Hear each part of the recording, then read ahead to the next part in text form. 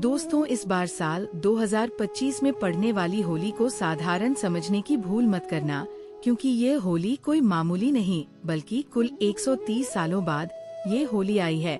क्योंकि इस बार होली पर कुल 52 तरीके के शुभ मांगलिक योग बनने जा रहे हैं, जिसके वजह से साल 2025 की इस होली का महत्व कई गुना अधिक बढ़ जाता है। शास्त्रों में बताई मान्यता अनुसार इस दिन की गई पूजा आराधना से व्यक्ति के जन्म जन्मांतर के पाप धुल जाते हैं और सुख, समृद्धि एवं शांति का हमें अद्भुत आशीर्वाद प्राप्त होता है।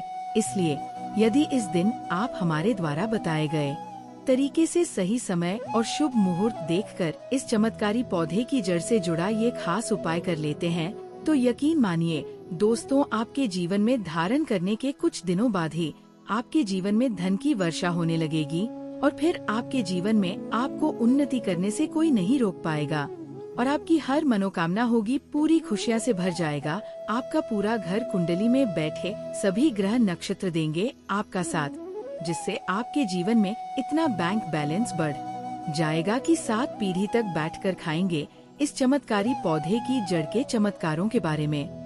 महाकुंभ में आए दुर्लभ साधु संतों ने हमें विशेष आग्रह पर बताया है, क्योंकि यह कोई साधारण पौधे की जड़ नहीं बल्कि शास्त्रों में धन को चुंबक की तरह आकर्षित करने वाला पौधा माना जाता है।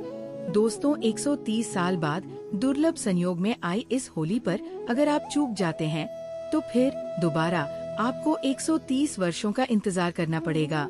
यानी कि यह मौका दोबारा 130 वर्षों के बाद ही आएगा, जिसे देखना हमारे आपके लिए संभव नहीं होने वाला। तो इसलिए भक्तों, आपसे हमारी विनती है या कह ले कि हमारी आपको सलाह है कि ये वीडियो अगर आप छोड़ देते हैं तो माफ करना, आप बहुत बड़ा अवसर गवा देंगे। हमारा काम है सलाह देने का, हम तो केवल सलाह ही दे सकते हैं, बाकी उसे करके अपने जीवन में सकारात्मक बदलाव लाना आपके हाथों में है।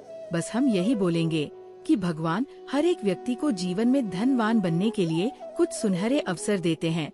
उन्हीं सुनहरे अवसर में इस बार की होली आई है, जो दोबारा कभी भी नहीं आने वाली। इसलिए ये वीडियो बहुत ज्यादा महत्वपूर्ण हो जाती है। दोस्तों, शास्त्रों ने बताया है कि इस पौधे की जड़ में स्वयं त्रिदेव ब्रह्मा विष्णु महेश का वास होता है।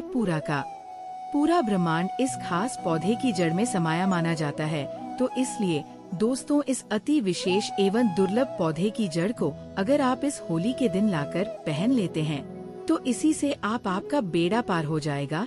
तीनों देव ब्रह्मा विष्णु महेश का आपको ऐसा विशेष आशीर्वाद प्राप्त होगा, जिसके बाद आपको धनवान बनने से दुनिया की कोई भी शक्ति नहीं रोक पाएगी और आप हमें जिंदगी भर याद करोगे कि हाँ, वास्तव में गुरुजी ने कोई उपाय बताया था। देखो दोस्तों, हम सबके जीवन में कोई ना मुसीबत होती ही है, चाहे वह रुपयों पैसों की दिक्कत हो, घर परिवार से संबंधित हो या नौकरी व्यापार से संबंधित आपकी समस्या क्यों ना चाहे, आपकी समस्या सेहत या संतान से संबंधित हो, आपकी सारी की सारी समस्याएं देखते समाप्त होते ही चली जाएंगी।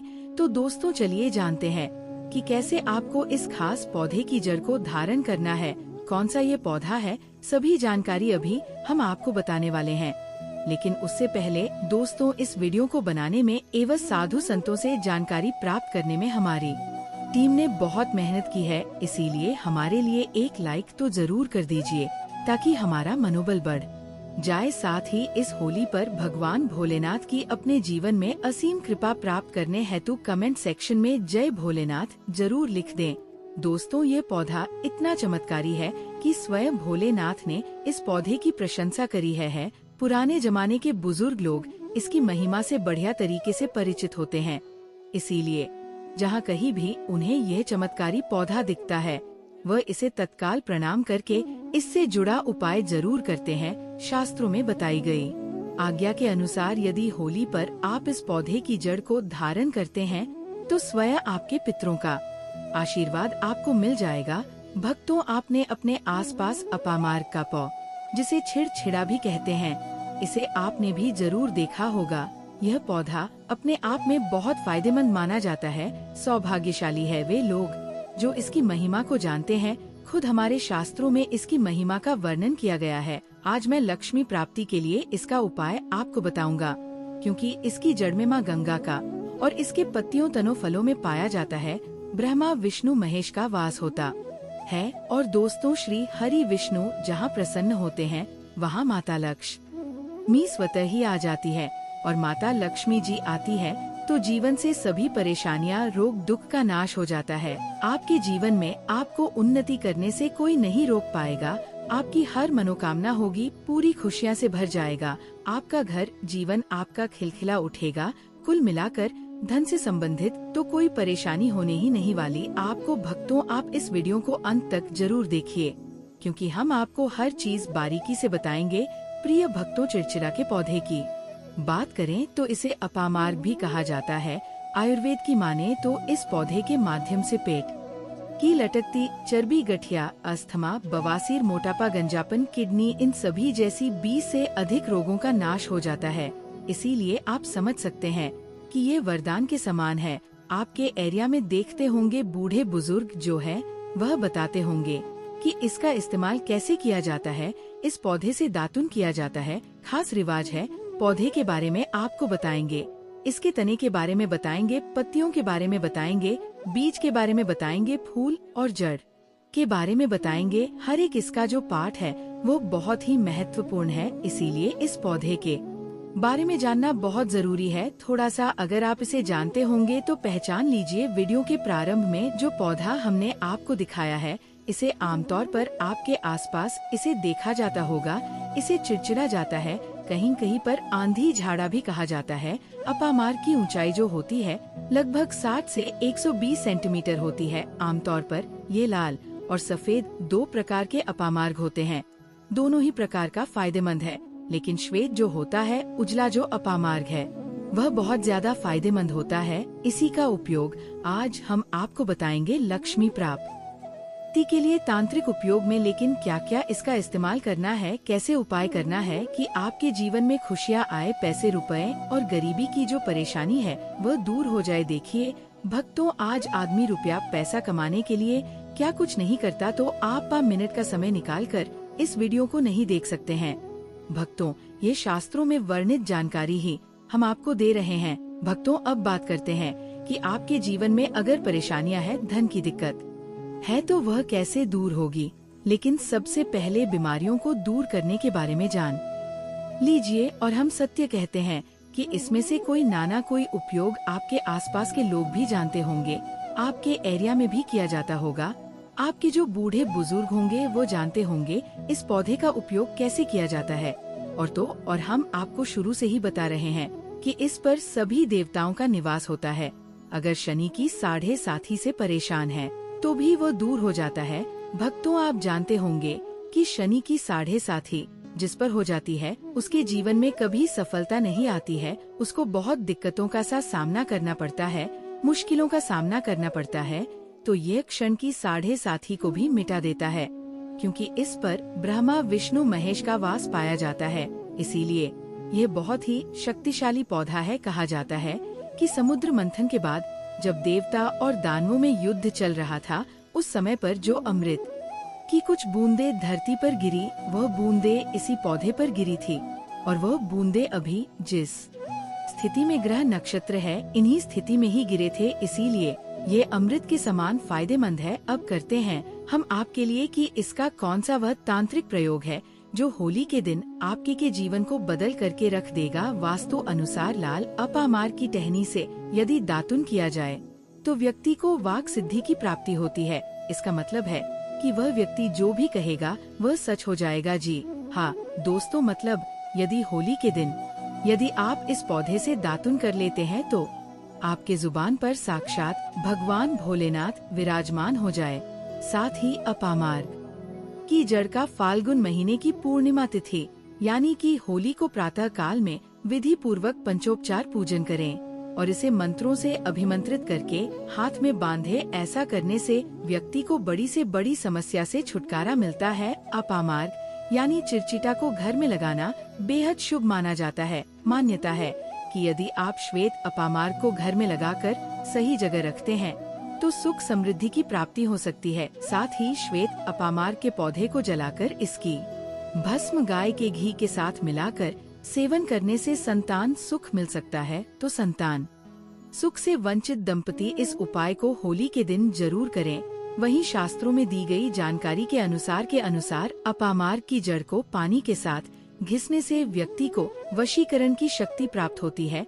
मतलब आप जिसको जो भी कहेंगे वो आपकी बात मानने पर मजबूर हो जाएगा। इसके लिए गोरोचन के साथ अपामार्ग की जड़ को पीसकर तिलक लगाना चाहिए। इसके अलावा होली के शुभ अवसर पर इस पौधे की जड़ को गर्भवती महिला की कमर पर मजबूत धागे से बांध दें। इससे सरलता और शीघ्रता का प्रभाव उत्पन्न होगा। अपामार्ग जड़ बूटी के साथ साथ एक चमत्कारी पौधा है। ये ठंड के मौसम में फलता फूलता है। यदि घर में किसी को नजर दोष हो या फिर विवाह तय होकर टूट जाता है तो अपामार्ग की जड़ डीचको को पंचोपचार के साथ पूजन करके अपनी दाहिनी भुजा में धारण करे। ध्यान रहे कि इसे 1 वर्ष तक धारण करके रखना है। ऐसा करने से आप अपने कार्य सफल होंगे। चलिए दोस्तों, अब हम जानते हैं कुछ और उपायों के बारे में। अपामार्ग, जिसे संस्कृत में अचिंत भी कहा जाता है, एक ऐसा चमत्कारी पौधा है जिसे भारतीय धार्मिक ग्रंथों और आयुर्वेद में विशेष स्थान दिया गया है। इस पौधे का हर हिस्सा अपने आप में महत्वपूर्ण होता है और इसका सही उपयोग करने से जीवन में सुख, समृद्धि, आर्थिक स्थिरता और मानसिक शांति प्राप्त होती है। विशेष रूप से अपामार्ग से जुड़े कुछ आध्यात्मिक उपाय अत्यंत प्रभावी माने जाते हैं, जो व्यक्ति के भाग्य को संवार सकते हैं और उसे जीवन की अनेक कठिनाइयों से मुक्ति दिला सकते हैं।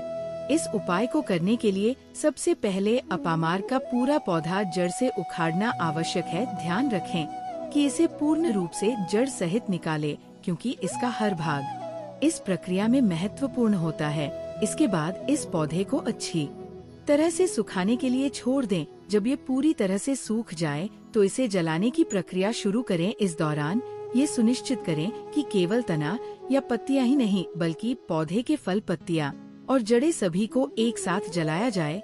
जड़ को हरा अवस्था में थोड़ा सा काटना बेहतर रहेगा ताकि ये सही समय पर सूखकर जलने योग्य हो जाए। जब पूरा पौधा जलकर राख बन जाए तो इस राख को एक लाल कपड़े में बांध लेना चाहिए। इस प्रक्रिया में एक और महत्वपूर्ण तत्व है जिसे नजरअंदाज नहीं करना चाहिए। वह है कौड़ी। कौड़ी को माता लक्ष्मी का प्रतीक माना जाता है और इसे अत्यंत शुभ माना जाता है। इसलिए इस राख के साथ एक कौड़ी भी लाल कपड़े में रखनी चाहिए। इसके बाद इस कपड़े में गांठ बांधकर इसे एक लौटा में रखना आवश्यक है। यदि तांबे का लौटा उपलब्ध हो तो उत्तम रहेगा, अन्यथा मिट्टी का लौटा भी इस्तेमाल किया जा सकता है। फिर इस लौटा को लाल कपड़े से ढककर अच्छी तरह बांध देना चाहिए। अब इस लौटा को माता लक्ष्मी और भगवान विष्णु के समक्ष स्थापित करें और संकल्प ले कि आप अपने जीवन की समस्याओं से मुक्ति चाहते हैं। इसके बाद ओम नमो भगवते वासुदेवाय मंत्र का 121 बार जाप करें। इस दौरान माता लक्ष्मी को मन से प्रणाम करें और अपने जीवन की कठिनाइयों के समाधान के लिए उनसे प्रार्थना करें। भगवान विष्णु और देवी लक्ष्मी की कृपा से न केवल इस लोक में उन्नति प्राप्त होती है बल्कि परलोक भी संवरता है। जो व्यक्ति यह उपाय पूरी श्रद्धा और विधि विधान से करता है उसे निश्चित रूप से सकारात्मक परिणाम मिलते हैं।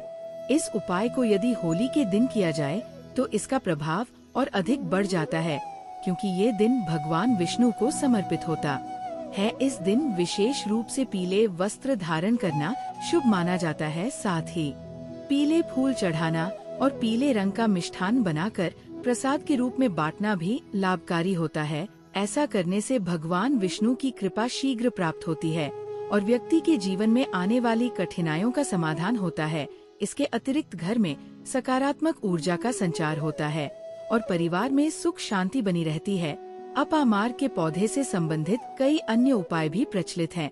यदि किसी व्यक्ति को व्यापार में बार बार नुकसान हो रहा हो तो अपामार्ग की जड़ को गंगा जल से शुद्ध करके अपने व्यापार स्थल पर लटकाने से शत्रुओं की नकारात्मक ऊर्जा से सुरक्षा मिलती है और व्यापार में उन्नति होती है। वहीं नौकरी में तरक्की के लिए अपामार्ग की लकड़ी से बने छोटे यंत्र को कार्यस्थल पर रखना शुभ माना जाता है।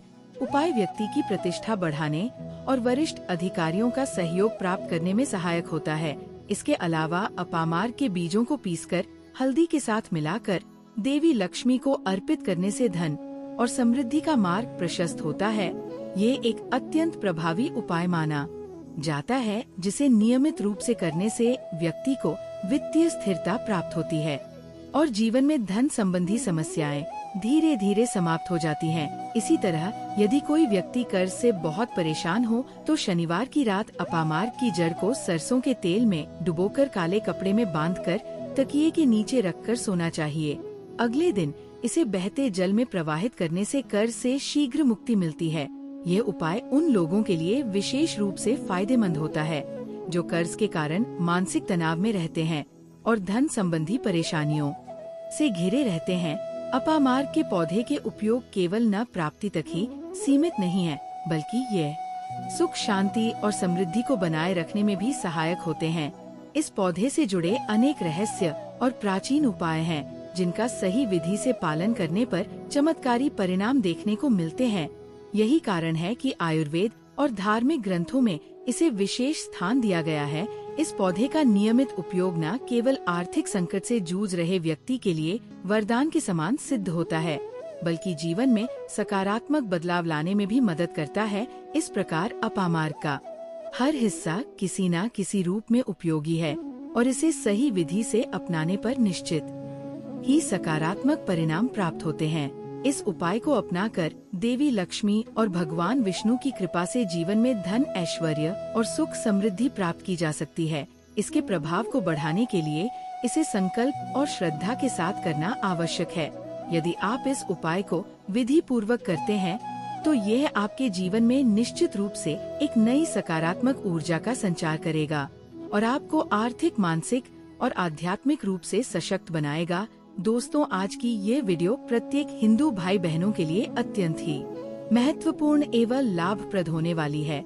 आज हम बात करेंगे मंदिर में रखा हुआ सिर्फ एक लोटा जल कैसे आपकी गरीबी, दरिद्रता, निसंतान को पल भर में दूर करने में सामर्थ्यवान है। साथ ही हम आपको सिर्फ एक लोटे जल से जुड़े हुए कुछ ऐसे आसान मगर प्रभावशाली उपाय बताएंगे जिन्हें करके आप अपने जीवन को कल्याणकारी बना सकते हैं। साथ ही साथ हम ये भी जानेंगे कि आपके घर के मंदिर में रखा लोटा किस धातु का होना चाहिए, क्योंकि अक्सर कई लोगों के मन में ये संशय होता है कि उनके घर के पूजा घर में रखा लोटा किस चीज से निर्मित होना चाहिए, पीतल, तांबा या फिर प्लास्टिक का। साथ ही साथ कई बार लोग अनजाने में कुछ ऐसी गलतियां कर देते हैं जिसका खामियाजा न सिर्फ उन्हें बल्कि उनके पूरे परिवार को भोगना पड़ता है। साथ ही दोस्तों, आज के इस वीडियो में हम आपको बताएंगे इन गलतियों से आप कैसे बचे, क्योंकि दोस्तों मंदिर में एक लोटा जल हमेशा सही तरीके से सही दिशा में ही रखा होना चाहिए।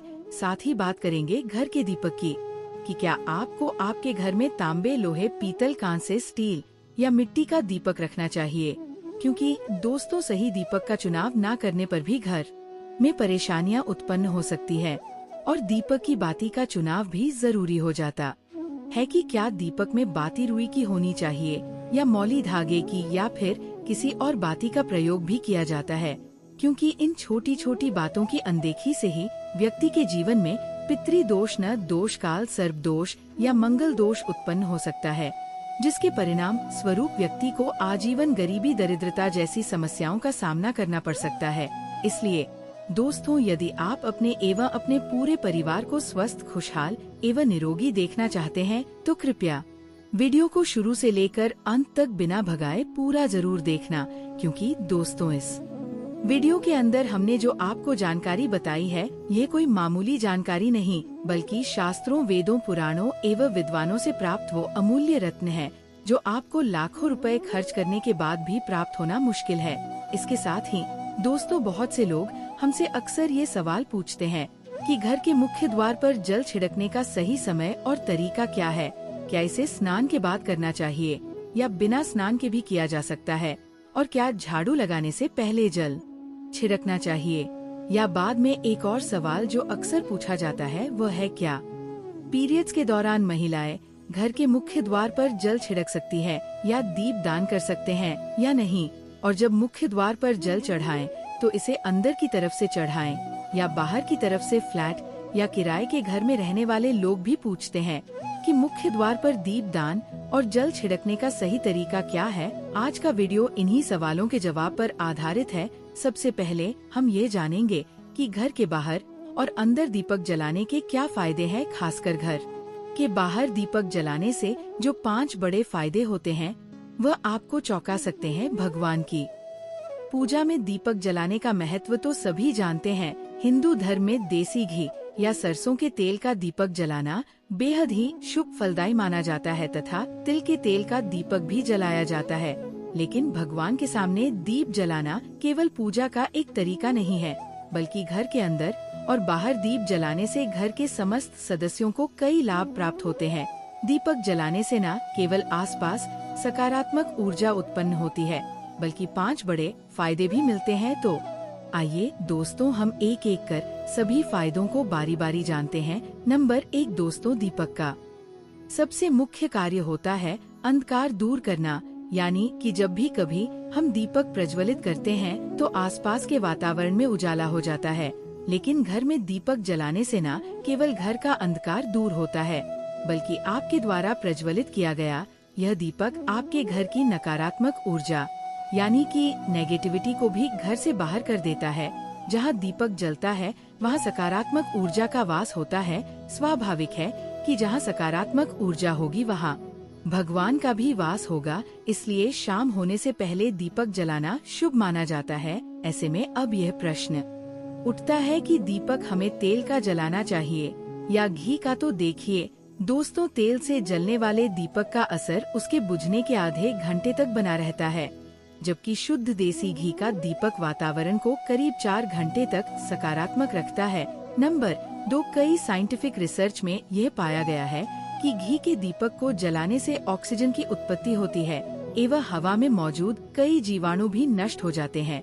दीपक जलाने का वैज्ञानिक लाभ, जब घर में शुद्ध घी या सरसों के तेल का दीपक जलता है तो उसके धुएं से घर के माहौल में सात्विकता आती है। ये धुआं हानिकारक कणों को नष्ट करता है और वातावरण को शुद्ध बनाता है। नंबर 3, सुख समृद्धि का वास। जिस घर में भगवान के सामने नित्य एक दीपक प्रज्वलित किया जाता है वहाँ माता लक्ष्मी की कृपा बनी रहती है एवं ऐसे घर में सुख समृद्धि का वास होता है। दीपक को पूर्व दिशा में रखने से व्यक्ति दीर्घायु होता है और उत्तर दिशा में रखने से धन संपन्नता बढ़ती है। दीपक न केवल घर के अंधकार को दूर करता है, बल्कि कि हमारे जीव को भी प्रकाश की ओर ले जाता है। नंबर 4, बीमारियों को दूर भगाने में मदद। घर में दीपक जलाने से बीमारियां आसपास नहीं भटकती। परिवार के सभी सदस्यों को स्वास्थ्य लाभ मिलता है। खासकर अगर दीपक के साथ एक लौंग भी जला दी जाए तो इसका असर 2 गुना हो जाता है, क्योंकि लौंग का यह प्रयोग तंत्र शास्त्र में वर्णित अचूक रामबाण उपाय है। साथ ही साथ ये त्वचा संबंधी बीमारियों को दूर करने में मदद करता है। नंबर 5, शुभ शक्तियों को आकर्षित करना। सनातन धर्म के अनुसार जिस घर में सुबह शाम दीप जलाया जाता है वहाँ कभी अंधकार नहीं होता। ऐसा घर शुभ शक्तियों को आकर्षित करता है। जलता हुआ दीपक शुभ शक्तियों को चुंबक की तरह खींचता है, जो घर के लिए अत्यंत लाभकारी होता है। तो दोस्तों, अब जानते हैं कि मुख्य द्वार पर जल छिड़कने का सही समय और विधि क्या है। अगर आप मुख्य द्वार पर जल चढ़ाते हैं तो आपको ये ध्यान रखना है कि जल को रात में सोने से पहले एक पात्र में भरकर रखना चाहिए। आप कोई भी पात्र ले सकते हैं, जैसे तांबे, पीतल, स्टील या चांदी का। यदि गंगाजल उपलब्ध हो तो उसे थोड़ी मात्रा में डालें और फिर शुद्ध जल से पात्र भर दें। अगर गंगाजल नहीं है तो केवल शुद्ध जल भी पर्याप्त है। इस जल से भरे पात्र को अपने घर की रसोई में रख दीजिए। सुबह उठकर इस जल का छिड़काव अपने घर के मुख्य द्वार पर करें। मुख्य द्वार पर सुबह सबसे पहले छिड़का गया जल घर की सभी समस्याओं को दूर करता है।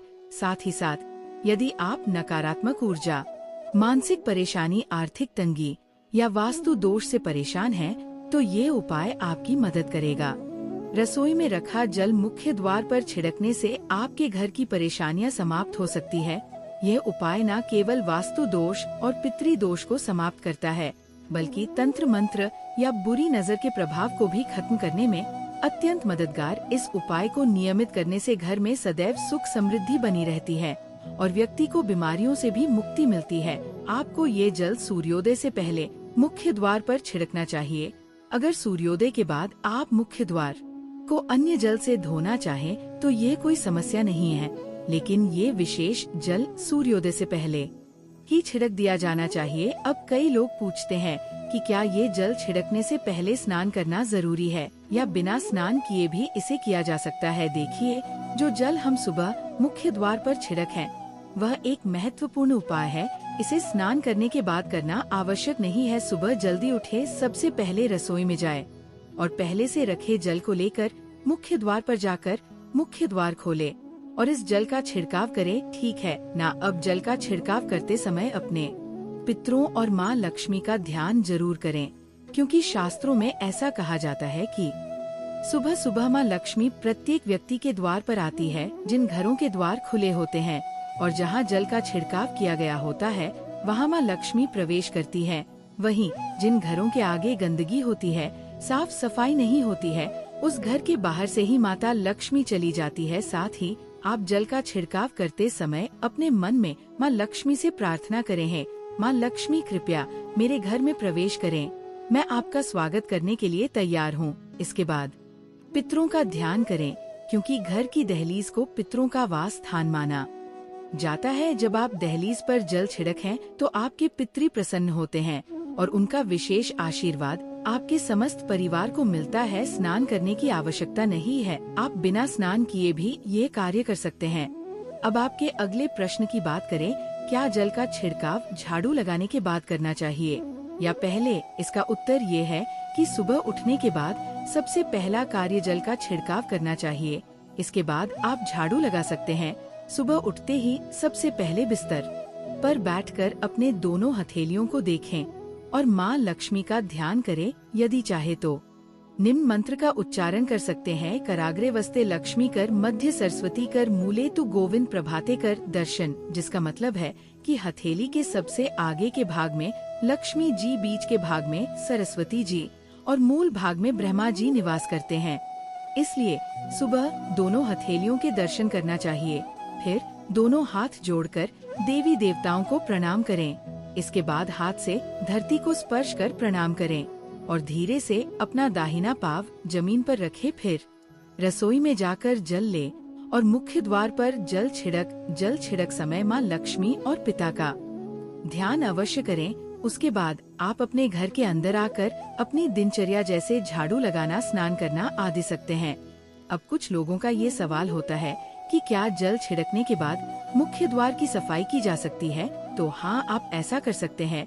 पहले रसोई में रखा जल मुख्य द्वार पर छिड़क द। इसके बाद अतिरिक्त पानी लेकर मुख्य द्वार की अच्छे से सफाई झाड़ू या पानी से कर सकते हैं। कुछ लोग पूछते हैं कि अगर वे फ्लैट या किराए के एक कमरे में रहते हैं तो जल का छिड़काव और दीप दान कहाँ करें? तो इसका उत्तर ये कि आप जहाँ रहते हैं वहाँ के मुख्य द्वार को ही माने, मतलब जिस दरवाजे पर आपका नाम लिखा हो या नेम प्लेट लगी हो वही जल छिड़के, या फिर जिस दरवाजे से आप आते जाते हैं, या यूँ कह ले कि जिस द्वार पर आप अपने जूते चप्पल उतारते हैं वही आपके घर का मुख्य द्वार होता है। और अगर आपके पास एक ही कमरा है तो कमरे के दरवाजे को मुख्य द्वार माने और वहीं पर यह उपाय करें। अब अगला सवाल ये है कि क्या पीरियड्स के दौरान मुख्य या द्वार पर जल छिड़का जा सकता है और दीप दान किया जा सकता है? जल छिड़कने के लिए पीरियड्स का कोई असर नहीं होता, आप जल छिड़क सकती हैं, लेकिन दीप दान पूजा विधि में आता है, क्योंकि शास्त्रों में दीपक को स्वयं देवतुल्य बताया गया है, जिनका स्पर्श बिना शुद्धता के नहीं किया जा सकता। इसका मतलब ये है कि पीरियड समाप्त होने के बाद बाल धोने के बाद ही दीप दान करें। इसके अलावा कुछ लोग पूछते हैं कि मंदिर में जल रखना जरूरी है या नहीं, और रखा हुआ जल क्या करना चाहिए? तो के अनुसार घर के मंदिर में एक लोटा जल रखना बहुत जरूरी है। जल ऊर्जा को संचित करता है। जब आप पूजा करते हैं, मंत्र जपते हैं या भगवान से प्रार्थना करते हैं तो इन सभी की ऊर्जा उस जल में समाहित हो जाती है। इस बात के वैज्ञानिक प्रमाण भी मिले हैं कि जल अपने अंदर ऊर्जा को इकट्ठा करने की शक्ति रखता है। यही कारण है कि मंदिर में जल रखना आवश्यक है। सुबह की पूजा के दौरान एक लोटा जल मंदिर में रखें और दीपक जलाएं। यह अग्नि और जल के संतुलन का प्रतीक है। पूजा के बाद इस जल का उपयोग शुभ कार्यों में करें, जैसे पौधों में डालना या घर में छिड़काव करना। ये सकारात्मक ऊर्जा को बढ़ाता है सुबह की पूजा के समय हम मंदिर में जल रखते हैं। अगली सुबह जब आप पूजा करने जाते हैं तो सबसे पहले उस जल का उपयोग करें। आप पूरे घर में उस जल का छिड़काव कर सकते हैं। ये जल आपके घर को शुद्ध करता है क्योंकि ये सकारात्मक ऊर्जा से भरा होता है। इससे कई बीमारियां भी दूर हो जाती है और घर में नकारात्मक ऊर्जा का प्रवेश नहीं होता। अगर आप नियमित रूप से इस जल का छिड़काव करते हैं तो आपके घर की समस्याएं धीरे धीरे खत्म हो जाती है। कभी कभी लोग ये शिकायत करते हैं कि दवाइयाँ असर नहीं करती। ऐसे में अगर दवाइयों के साथ रोगी को इस जल से पानी दिया जाए तो दवाइयाँ जल्दी असर करने लगती हैं। इसी तरह अगर परिवार में कलह और झगड़े रहते हैं तो परिवार के सभी सदस्य इस जल को थोड़ा थोड़ा पी सकते हैं। इससे धीरे धीरे सकारात्मक विचारों का प्रवाह शुरू होता है और घर में शांति और समन्वय आता है। अगर आपका कोई व्यापार है या दुकान है तो इस जल का थोड़ा सा छिड़काव वहाँ भी करें। यह आपके व्यापार को सफल बनाता है और किसी भी तरह की परेशानी से बचाता है, क्योंकि ये जल बेहद सकारात्मक ऊर्जा से भरा होता है। अब बात करते हैं कि मंदिर में जल क्यों रखा जाता है। जल को अमृत माना जाता है और यह देवी देवताओं के लिए विशेष महत्व रखता है। मंदिर में एक लोटा जल रखना उतना ही आवश्यक है जितना कि आप रोजाना भोजन करते हैं। जब हम भगवान की पूजा करते हैं तो तांबे या पीतल के पात्र में एक लोटा जल जरूर रखना चाहिए। ये जल एक सागर की तरह होता है और हमारे जीवन के दुखों को समाप्त करने में मदद करता है।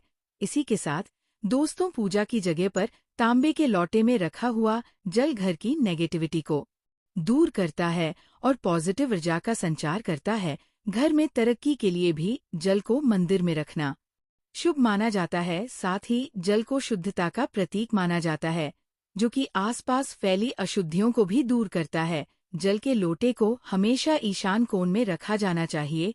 आचमन करना जरूरी। कोई भी पूजा आरती बिना आचमन के अधूरी मानी जाती है। इसीलिए मंदिर में जल का लोटा रखा जाता है, जिससे आरती संपन्न होने के बाद जल से आचमन किया जा सके। पूजा छोड़कर बीच में ना जाना पड़े और वहां रखे जल से ही पूजा संपन्न हो सके। जल में क्यों डाले तुलसी दल? पूजा के लिए रखे गए जल में तुलसी दल डालकर रखना चाहिए।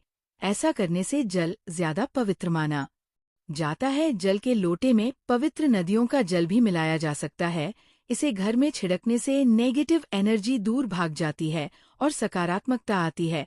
यदि कोई व्यक्ति भगवान को रोजाना भोजन नहीं कर सकता तो वह मंदिर में एक लोटा जल रख सकता है, जिससे उसकी पूजा पूरी होती है, ताकि भगवान इसे ग्रहण करें। और यह जल रूपी प्रसाद अगले दिन सुबह आप प्रसाद समझकर ग्रहण करें। लेकिन याद रखें, मंदिर में रखा जल कभी भी तुलसी में अर्पित नहीं करना चाहिए, क्योंकि ये जल सभी देवी देवता ग्रहण करते हैं। हाँ, अगर आपके घर में लड्डू गोपाल या राधा कृष्ण है और आप एक लोटा जल उनके लिए अर्पित करते हैं तो आप अगले दिन यानी सुबह के समय वो जल तुलसी में चढ़ा सकते हैं। मंदिर में रखा जल अगले दिन यानी सुबह अपनी आंखों को धोने के लिए प्रयोग करें। इससे आंखों की रोशनी बढ़ती है और आंखों की बीमारियां दूर होती है। शास्त्रों के अनुसार जो लोग मंदिर में एक लोटा जल भरकर नहीं रखते, उनके घर में अकाल पड़ जाता है, घर की स्थिति खराब हो जाती है, परिवार में मुसीबतें आ जाती हैं और गरीबी का सामना करना पड़ता है। आप चाहे तो एक लोटा जल में फूल आदि डालकर रख सकते हैं, जो बहुत शुभ माना जाता है। मंदिर में रखा जल का एक और उपयोग यह है कि इसे घर की रसोई में खाना बनाने में या पीने में भी प्रयोग कर सकते हैं। लेकिन ये जल तभी इस्तेमाल करें जब आपके घर में सात्विक भोजन बनता हो। अगर लहसुन या प्याज का इस्तेमाल होता है तो इस जल का प्रयोग खाना बनाने में नहीं करें। इस जल को परिवार के सभी सदस्य थोड़ी थोड़ी मात्रा में पी सकते हैं और बचा हुआ जल आप घर के पौधों में डाल सकते हैं। ये जल व्यर्थ नहीं होता, इसके बहुत सारे उपयोग हैं। अगर हम सही तरीके से इसका प्रयोग करें तो ये हमारे जीवन की परेशानियों को सुलझा सकता है। मंत्रों से अभिमंत्रित जल बहुत शक्तिशाली होता है और हमारे घर के मंदिर में रखा जल देवताओं का आशीर्वाद होता है, क्योंकि वह हमेशा देवताओं के पास होता है। इस जल में सभी सकारात्मक शक्तियां समाहित होती है और अगर हम इसका सही प्रयोग करें तो यह हमारे जीवन में सकारात्मक परिवर्तन ला सकता है। मतलब आप जल को पी खाना बनाने, घर में छिड़काव करने में इस्तेमाल करते हैं, तो इससे हमारी समस्याओं का समाधान होता है। और अगर कोई भी कार्य नियमित तौर पर किया जाता है तो हमें उसका लाभ जरूर मिलता है। कभी कभी करेंगे तो उतना लाभ दिखाई नहीं देगा, लेकिन अगर आप नियम बना लेकिन हर रोज उसी जल से घर में छिड़काव करना है, घर के हर व्यक्ति को थोड़ा थोड़ा पीने के लिए देना है, बचा हुआ जल पौधों में डालना है, दुकान पर छिड़कना है, व्यापार स्थल पर छिड़काव करना है, बच्चों की किताबों और तिजोरी में छिड़काव करना है, तो आपको निश्चित ही चमत्कार देखने को मिलेगा। इसी तरह से जो रसोई में रखा हुआ जल होता है, उसका छिलका आप अपने घर के मुख्य द्वार पर रखें तो इसका लाभ बहुत जल्दी दिखाई देगा। लेकिन इसे अपने रूटीन में शामिल करना होगा और प्रतिदिन नियम से ये कार्य करना होगा, तभी आपको लाभ मिलेगा। कई लोगों के सवाल होते हैं कि मंदिर में रखा जल जब हम अगले दिन उठाते हैं तो उसमें कभी कभी कीड़े मकोड़े पड़ जाते हैं, तो क्या हम उसे ढक सकते हैं? हाँ, आप उसे पूजा के बाद किसी प्लेट या कटोरी से ढक सकते हैं। जब आप अगले दिन उस जल को उठाएंगे तो वह बिल्कुल शुद्ध और साफ सुथरा होगा। आप इस जल का प्रयोग आप पीने के लिए कर सकते हैं। वही दोस्तों, हिंदू धर्म में किसी भी शुभ अवसर पर दीपक जलाने की परंपरा सदियों से चली आ रही है। कुछ लोग शाम के समय घर के चौखट पर दीपक जलाते हैं। इसके पीछे की मान्यता है कि ऐसा करने से माँ लक्ष्मी घर में पधार है, जिसके जीवन में धन दौलत की कोई कमी नहीं होती है। शास्त्रों में दीपक जलाने की सही विधि बताई गई है। दरअसल ऐसा देखा जाता है कि कुछ लोग जानकारी के अभाव में घर के अंदर कहीं भी दीपक जला देते हैं, जिसके परिणाम स्वरूप इसका उल्टा असर देखने को मिलता है। ऐसे में आज हम आपको ये बता रहे हैं कि पूजा का दीपक या शाम के समय घर की चौखट पर दीपक जलाते वक्त कौन कौन सी गलतियां नहीं करनी चाहिए। घर में दीपक जलाने के नियम। ज्योतिष शास्त्र के अनुसार घर या मंदिर में दीपक जलाने के खास नियम हैं। हर देवी देवताओं की पूजा के दौरान अलग अलग दीपक जलाए जाते हैं। ज्योतिष शास्त्र के अनुसार अगर आप मंदिर या घर की चौखट पर दीपक जला रहे हैं तो ऐसे में आपको हमेशा दीपक जलाकर अपनी बाईं ओर रखना चाहिए। धार्मिक मान्यताओं के अनुसार दीपक का पूजा के बीच में बुझ जाना अशुभ माना जाता है। ऐसे में उसमें घी, तेल और बाती का विशेष ख्याल रखना चाहिए ताकि पूजा के दौरान दीपक बुझ ना पाए। पूजन के दौरान दीपक का बुझना अशुभ संकेत देता है। जीवन की तमाम समस्याओं को दूर करने के लिए अलग अलग प्रकार के दीपक जलाए जाते हैं। ज्योतिष शास्त्र के अनुसार आर्थिक स्थिति को मजबूत करने के लिए माँ दुर्गा के समक्ष शुद्ध घी का दीपक जलाए। मान्यता है कि जो लोग रोजाना ऐसा करते हैं उनके जीवन से तमाम आर्थिक समस्याएं दूर हो जाती हैं। इसके साथ ही इस उपाय को करने से कर्ज से भी छुटकारा मिल जाता है। माँ लक्ष्मी की कृपा प्राप्त कर आर्थिक स्थिति को मजबूत बनाने के लिए शाम के समय घर के मुख्य द्वार पर घी का दीपक जलाना चाहिए। ध्यान रहे, सिर्फ एक दिन दीपक जला लेने से आर्थिक स्थिति मजबूत नहीं होगी। इसके लिए आपको रोजाना दीपक जलाना होगा, तब जाकर आर्थिक स्थिति सुदृढ़ होगी। साथ ही घर में माँ लक्ष्मी का वास होगा। ज्योतिष शास्त्र के अनुसार शनिदेव को प्रसन्न करने के लिए सरसों के तेल या तिल के तेल का दीपक जलाना चाहिए। मान्यता है कि ऐसा करने से शनि की 7.5 और ढैया के प्रभाव से जल्द ही मुक्ति मिल जाती है। साथ ही शनिदेव की कृपा से नौकरी और व्यापार में तरक्की होती रहती है। वास्तुशास्त्र के मुताबिक घर के मुख्य द्वार में जल का छिड़काव करना शुभ माना जाता है। मान्यता है कि रोजाना सुबह जल्दी उठकर स्नान आदि से निवृत्त होने के बाद नियम रूप से घर के मुख्य द्वार पर तांबे के कलश में जल भर के छिड़काव करना चाहिए।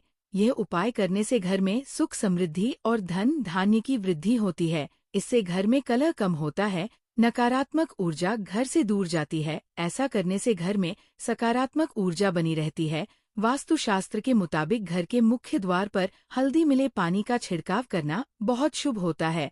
रोजाना सुबह उठकर स्नान आदि के बाद तांबे के कलश में जल भरकर उसमें एक चुटकी हल्दी मिला ले। इसके बाद इस पानी से छिड़काव मुख्य द्वार के दोनों तरफ करे। ऐसा करने से आसपास का माहौल स्वस्थ बना रहेगा। साथ ही घर में धन और ऐश्वर्य की कमी नहीं होती। घर के मुख्य द्वार पर नमक पानी का हफ्ते में एक बार छिड़काव करना चाहिए।